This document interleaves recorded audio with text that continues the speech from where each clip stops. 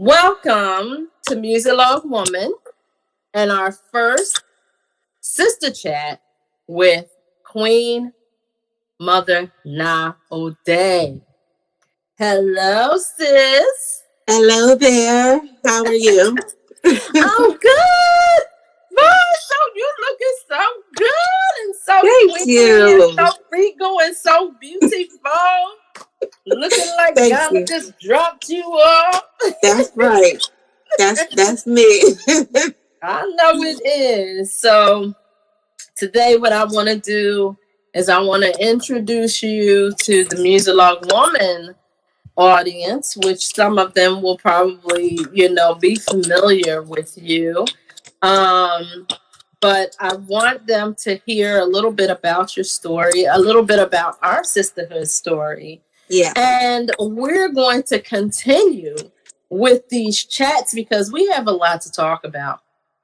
A lot that a lot of women should hear, a lot of things that we know we've experienced or we're learning about that we can share with other women and build them and build relationships with people in the diaspora and just strengthen our people and really give people an idea of what our connection is to the motherland. Yes. So I want to say the way that I met this beautiful queen was kismet, because first I saw her video sometime last year. And I was like, oh, because I was so excited about going to visit Ghana. So I saw this lady and she she did this video. I don't want to give it away right away because I want you to share about it. And we're going to also give them the link at the end, the links to your information. But I saw this lady and she was going through Ghana and she was showing all these, and it just intrigued me. It really excited me about going to Ghana. Then I happened to join a shipping chat group on WhatsApp. And this sister pops up and she's talking and she's like said something about Delaware, and I said, I'm in Delaware. And you were like, what? And then she jumped off and we started talking. That was it from there. She was my sister forever. Automatically. Yes, automatically. We have chilled together. We have ate crabs together and met her family. And we went on, our little walk together, which I ain't been walking with you, lately. So, we gotta get back. we got to get back out there. We eating our crabs and our butter and having a good time, just loving on each other. Yes, and just loving on each other and becoming closer and closer. So what I want to do is I'd like for you to introduce who you are. You can tell everybody your American name if you want to, and but however, your introduction of yourself, and then we'll go from there. So my name at birth is Tene Parks. And I grew up in Delaware, and I was always very deep into the culture because of my father. He is a drummer. He has an African group that performs locally here in Delaware. So growing up, I was always exposed to the culture. Since before I was born, he was, promoting Africa, promoting self-love, promoting self-healing. So I was always exposed to the culture. And, fast forward to 1995, my father took me on my first trip to Senegal. That was my very first time going to the motherland. And I was only 21. 21-year-old eyes see things differently than now. So I think that's what opened me up to exploring the slave dungeons. I started researching the slave narratives, and started working on my family tree, and I did the DNA testing. I just went all in. I was so addicted to researching myself because of the fact it was stripped away from us. So, the resources are there, the information is out there. You never know how far you can get back. So that was my own little personal journey. And what led me to Ghana, it was a spiritual calling because I hadn't had, DNA test results back yet or anything. So that was like a nudge from my ancestors. That's how I ended up in Ghana. Okay. So I was led to Ghana, and I took my grandmother's ashes on my very first trip. So, it's not always revealed to a person what the purpose or what the calling is. So I'm thankful that I was open to receive the message. And, my ancestors tapped in. They told me to bring their children home. My grandmother had just passed away, and it all made sense to me why I was nudged to go to Ghana in the first place. I knew that it was not in my control. Mm-hmm. So I listened. I carried out the task, and I took my grandmother's ashes to Ghana. And that's the video you saw. Yes. It's so intimate, and I really appreciate you sharing that with the world, because a lot of times, and I still find that when I talk to people about Ghana and I talk to people about Africa, period, it's like we still have such a disconnection. It's just like, ooh, I don't want to go to Africa. But if you ask somebody, come on, let's go to London. Come on, let's go to one of the islands. Let's go to Jamaica. Let's go, everybody's interested then, because it's been ingrained in us to have a fear of the motherland, the continent that belongs to us all. Right. And so that's when I saw the video. I was like, oh, I gotta go. I gotta go.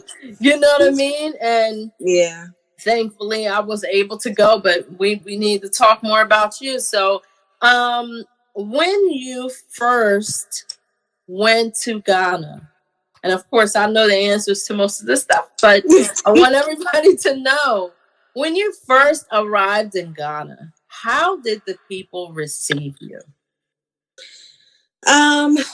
For me, my very first trip, they welcomed me like, I think it's also the person, because everybody doesn't get the same feeling. So the mindset that I went with, they received me like I was their long lost cousin. And that's how they treated me. They opened their arms, they hugged me, welcome home, welcome back. People who do not know me are saying, welcome back, Akwaba, welcome back, welcome home. And that's how they treated me. Like, everybody that I came across treated me like family, like long lost family. And they treated me like this woman didn't forget about us. She actually came back to see about us. And that's the connections that I made with everybody that I came across. It's a beautiful and addictive feeling. Mm-hmm. I can attest to that.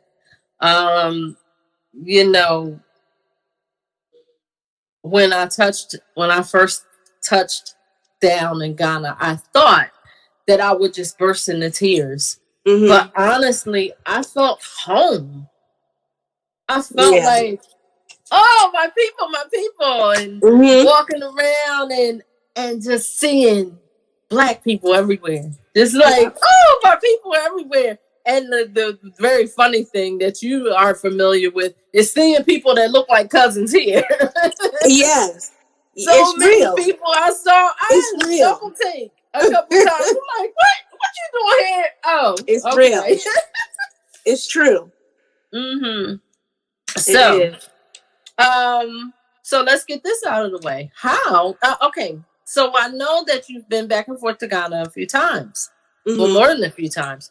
So, how were you approached about becoming Queen Mother? And please, because I forget, I always forget. You keep telling me, but I forget what the tribe's name is.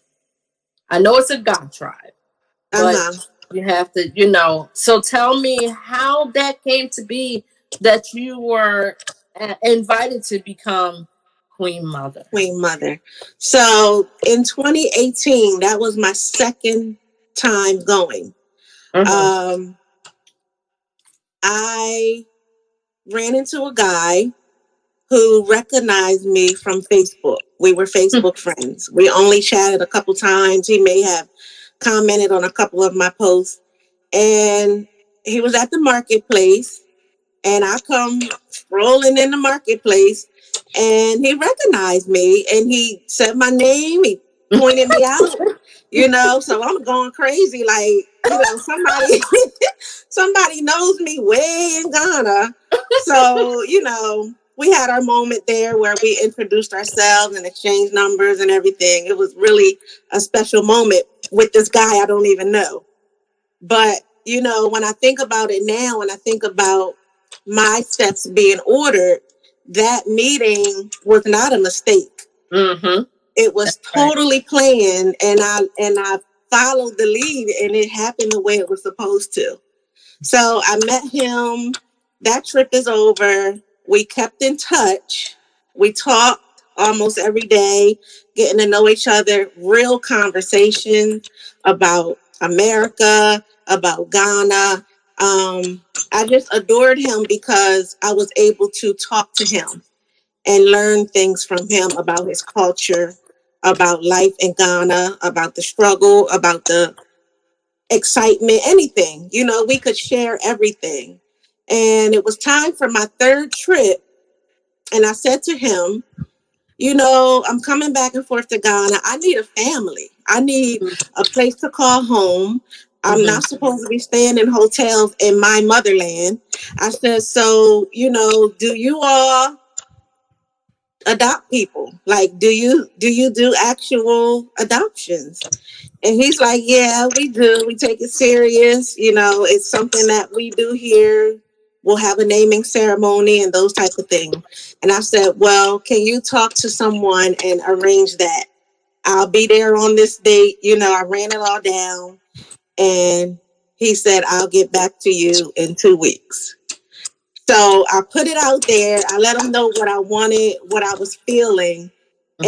And when he got back to me to let me know, yes, they've agreed to adopt you into our community, into our family. It was also the year of return. Mm-hmm. So, after I explained to him my spiritual reason for meeting him and what I felt in my heart was the reason that I ran into him, he relayed that to his uncle and the elders and the people who would make the decision to adopt me. At that time, I didn't know his uncle was the king of Odumase. That's the name of the community or the tribe or whatever. So Mm-hmm. he got back to me. He said they're going to do it. The elders agreed. As an honor to the ancestors who led you to us, we would also like to offer for you to become our queen mother. Wow. And that's how the whole queen mother thing came about. Tell me about that moment, though. That moment must have been life altering. You must have been like, Queen Mother, who? Right? Like, I was first of all, I did not hesitate to say yes because mm-hmm. I knew that this was the doing of my ancestors and Mm-hmm. God himself, my creator. So I did not hesitate to say yes. After the excitement and realizing that I was chosen that's what I had to realize, that I was chosen Mm-hmm. for that That's right. position. I That's all was right. chosen. I was special. So That's right. after I got past all of that, then I started asking questions, well, how is this possible? I'm living in America. How can I be the queen mother in Ghana? And, that's when I started asking the real deal questions, which Mm-hmm. whatever the answers were, I was going to make it happen because I knew that this was for me. Right. So, yeah, I just knew it was something special just for me. Wow. So the Yeah. next time that you went back, you actually, and this is in some of your video and your video footage and stuff. And then you participated. That was the first time you participated in the Charlie Walter festival. That was my second time. Second time. Yeah, I did go in 2018. But But you were actually part of it the second time, right? the second time, I wasn't officially a part of it. I made myself a part of it. Okay, I believe that because I know you. It wasn't I believe that. official. Like, nobody knew who I was. But by the end of that festival, they know who I was. Mm-hmm, mm-hmm, mm-hmm. So, but back up to when I gave them the yes, when I accepted being a queen mother, that's when they went ahead and started preparing and buying the jewelry. My kente was made in Kumasi. Mm-hmm. The sheep was purchased for the slaughter.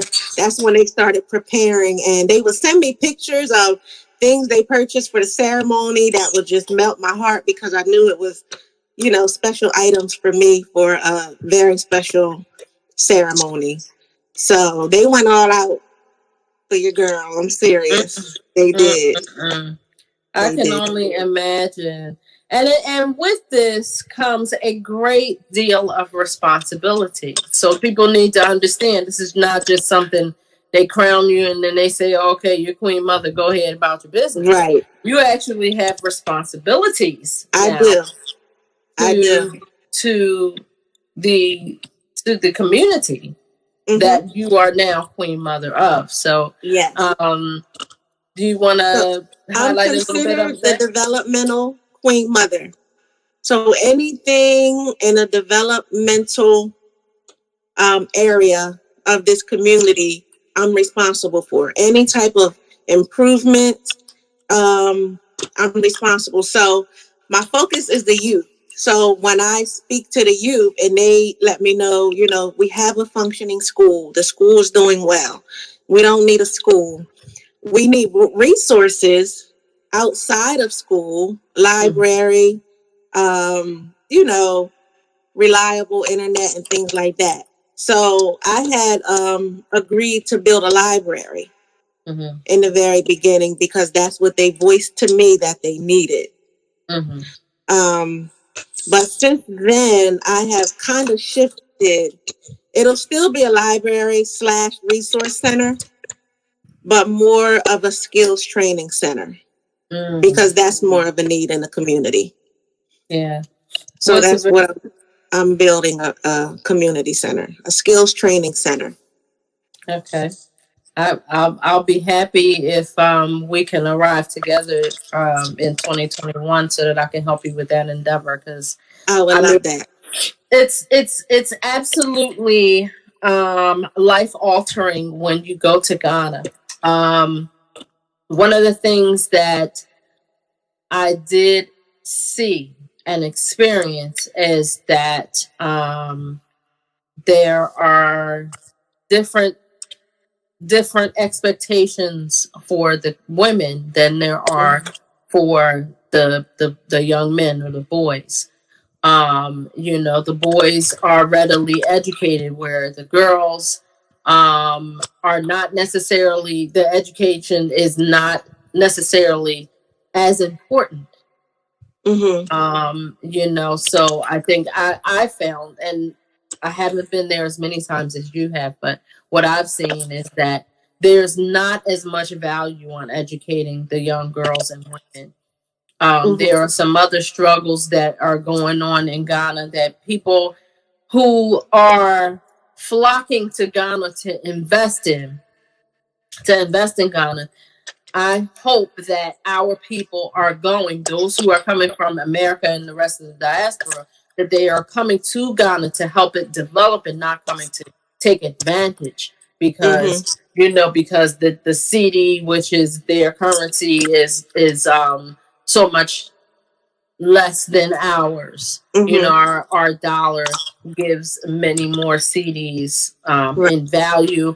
The land, the ability to purchase land, the ability to build. I hope that our people go over there with the mindset of improvement, where they hire Ghanaians and try to assist in rebuild, helping this developing country, Yeah. a very peaceful country, remain peaceful and develop to a much higher technological capabilities, Mm-hmm. and also where they have more resources and better internet, the electricity, as we Yeah. know, lights out is Right. very frequent. You Mm-hmm. go over there and you could be in lights out mode for a good day, and be like, okay, oh, and the lights come back on, and okay, back to business. So Right. Right. you know um I appreciate you giving us that information. What I really want to do is I just want to set the foundation, because you and I are going to talk about. I found the reason why I wanted to do this is because you and I have conversations that I want to repeat, and I always Right. I always want to repeat it, but I'm like, I'm gonna mess something up. I'm not gonna say it all right, but I know it's in here. I know it's in here, but not gonna be able to say it all right. And I really, really feel like Muzilog woman and people who support Muzilog women will really be encouraged about Ghana and Africa, the entire continent. There are Right. different things that are going on, like what's going on in Nigeria with the police, and what's going on in South Africa, and the things that are going on in Israel, and all of these things that are going on. We need to be concerned about. We need to be concerned about our people being taken away from what is natural to them. Mm-hmm. What belongs to us collectively. And if we Mm-hmm. all have a collective mind that, hey, the motherland is my land, belongs to us. Whether you take a DNA test and you belong here, there, pillar post, Yeah. the continent belongs to us, those of us who were spread out across the diaspora. No That's right. matter if you're half black or not, you still belong to the continent. And we must start investing in her. And we must also stop the colonization of her and get our people back to the resources of the world. That's Our right. continent serves the resources for the entire world. That's And there are people who would seek to prevent us from strengthening an African Union, because they know that it because we will, and there's strength of us in numbers, and mm-hmm. we are a strong, resourceful people, and we will build and we will thrive. And many people fear this, because they fear, hey, if Africa becomes what Africa should be, or Al-Kibulan becomes who she is supposed to be, and her people strengthen, then we may be discounted, which they don't even understand, that our compassion has never discounted them. They've always discounted us, but we've Mm-hmm. never discounted them. And Mm-hmm. what they don't understand is we know how to share. That's We know right. how to share. And I mean, our natural integrity is, and compassion, is that we know how to share. and we want to Mm-hmm. share. Now, I will also note this, that when it's taken from us, we will come back for it. Mm-hmm. And so that's why this is important, that we educate our people about That's the right. motherland and say, hey, this belongs to us. Even if you don't want to move there, don't have to move there. Invest in Right. her. Just Invest have in a place that you belong to, you can return to. These are our options. And, it takes you and I to expose our people over here about the love that they have for us. People have their own experiences, but nothing will outweigh the love that we have for each other. her. All the way with a big giant ocean between us. Mm. You cannot break this love. Mm-hmm. And that's And the it's only way we're going to win. right. And the ancestors are calling us. It is That's not right. a lie. They will continue to tell us that it is a lie. It is not a lie. The ancestors are calling us. The ancestors are saying, "Come home. We miss your presence." Yep. I told you about when I was coming back. Well, when I got there, I had the same type of reception that you had. Mm-hmm. Aquaba, welcome home. Oh, it's so good to. They did call me a Bruni, That's which means okay. white, We which all, we which all, we we've we all been know, taught the which is crazy that stuff. that's okay, right? Because Uh-huh. at first I only knew a Bruni to be what the white person or whatever, but then I Right. understood that sometimes they translate, well, most times they translate it to foreigner. So I was Uh-huh. just like, I belong here. Yeah. I'm African We'll too. get past that. We'll get past that. And when I And say we'll that's get past. okay, it doesn't mean it's acceptable. It just means that's not a big enough issue to make you hate anything. We're That's gonna get right. past that. Exactly. When I And went the to Casablanca mhm. in '95, I was so uncomfortable because number one, that those Africans are not dark like me. So Mhm. when I would go out in public places, they would crowd around me and point and stare. So, Mm. I'm like, wait a minute, I'm in Africa. What's going on here? So, Mhm. we've all been taught or not taught the wrong things about each other, and we just have to educate each other. We have social media now. We have cameras everywhere. We have visuals now of what Mhm. Africa is, Mhm. and we have to fall in love with it on our own. But Right. everybody doesn't get to see what we see, so it Right. takes people like you and I to expose the beauty of Africa. And if you see me in a group ever, in a group chat, and somebody asks a question, I'm almost the first person to respond because I have to make sure the right information is given Right. so that nothing gets in the way of a person wanting to return home. That's right. That's So much bad information is given. So I'm like, let me hurry up and answer this question so that this person knows that is number one, it's not hard to mhm. get to Africa. It's Mhm. touchable. It's Mhm. it's achievable.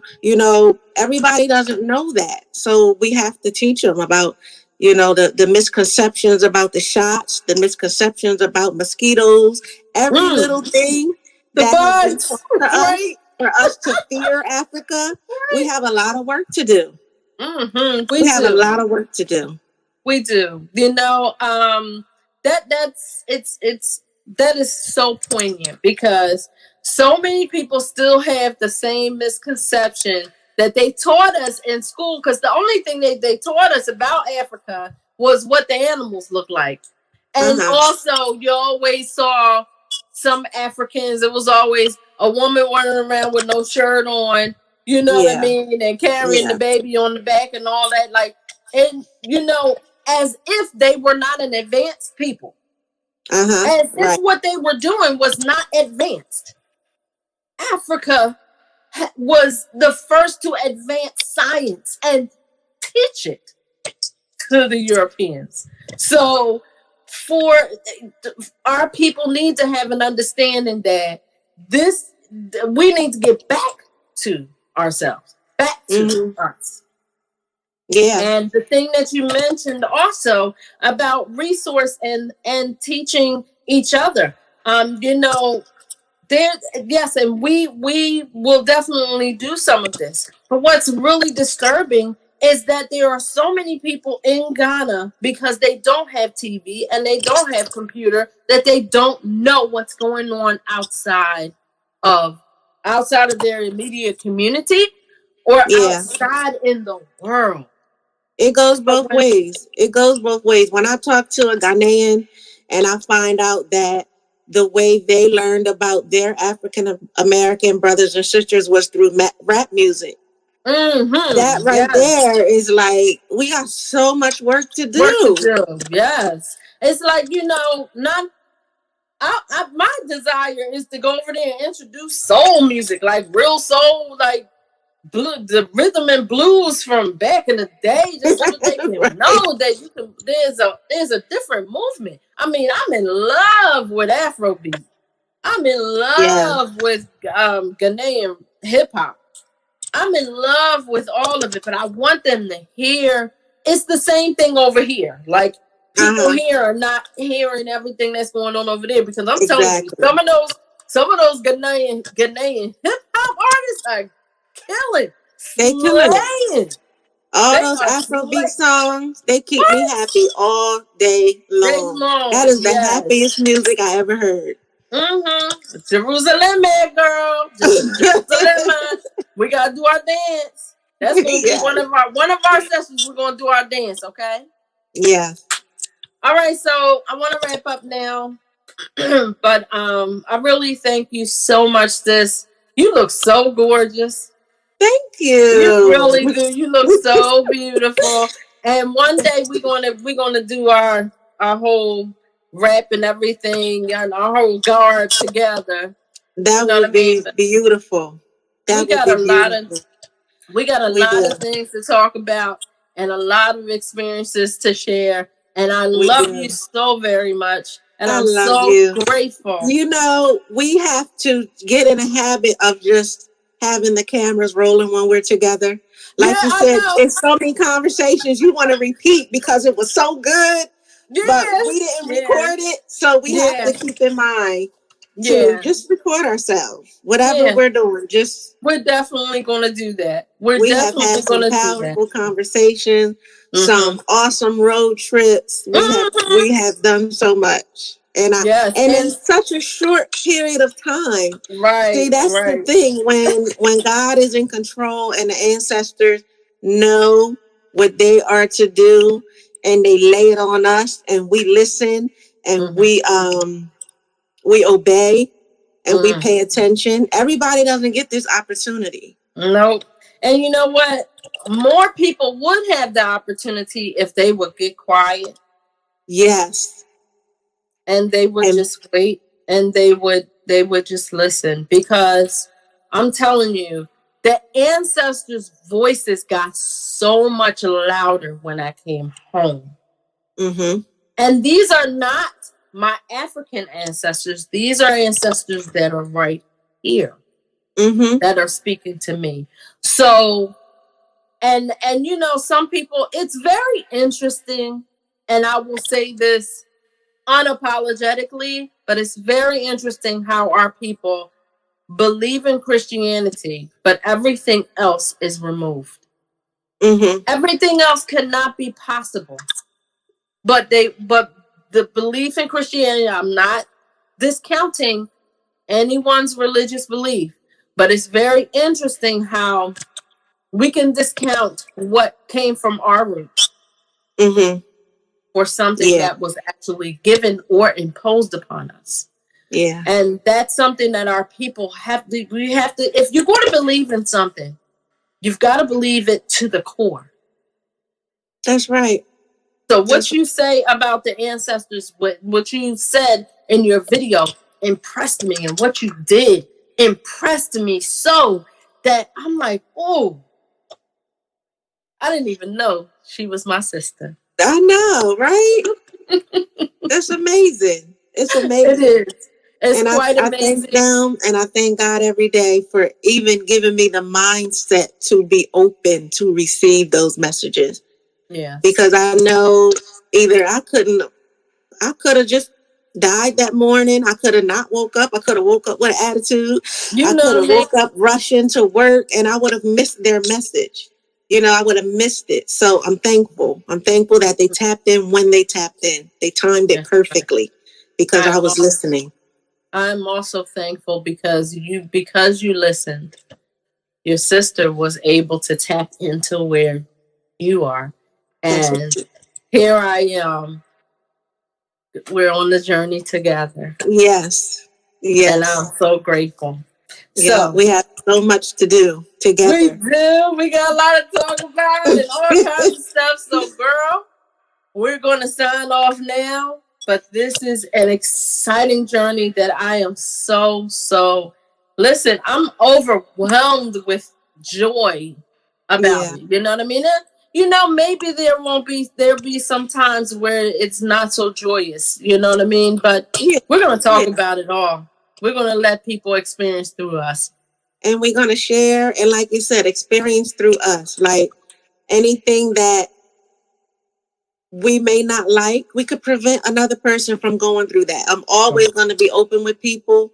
Right. You'll never catch me online talking negatively about anything. That's Right. one thing I'm proud of.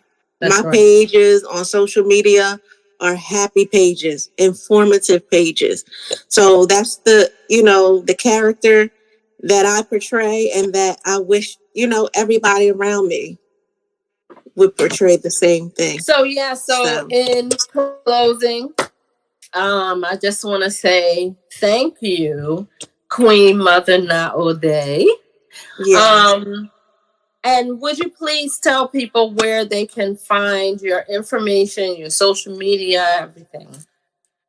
Instagram, I am Queen underscore Tene, Tene Odey, Odey.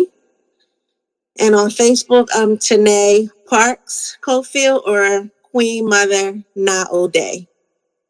And I YouTube. think that's it. What YouTube. else? Oh, YouTube. YouTube. YouTube is Queen Naa Odey. Okay. Queen Naa Odey. And we're going to definitely post those links, the YouTube links, a couple of them underneath this podcast once we have launched, and because everybody needs to see and experience that. That was just beautiful, and I still need that shirt too. You know What what shirt? shirt I'm talking about, right? You know This that shirt? shirt I'm talking about that you were going through the streets with, the one that come off the off the Oh, shoulder. my flag dress. Yeah, the guy in the flag dress. Yep.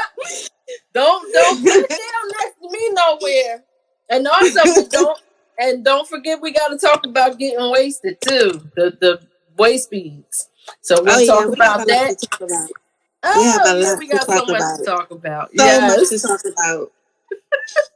I'm So so much. excited. Yes. Yes. So, my beloved sister, thank you so much for being with me. And we're going to close now. So, everybody, listen, Muzilog Woman is here. And we got a lot of things going on. But you look forward to Sister Chat with Queen Mother Naa Odey Yes. going forward. We're going to be doing this very often. So, this is going to be fun. Yeah. Love you much, sis. Thank you Love so much. you. Thank you for All right. having me. All Bye right. bye.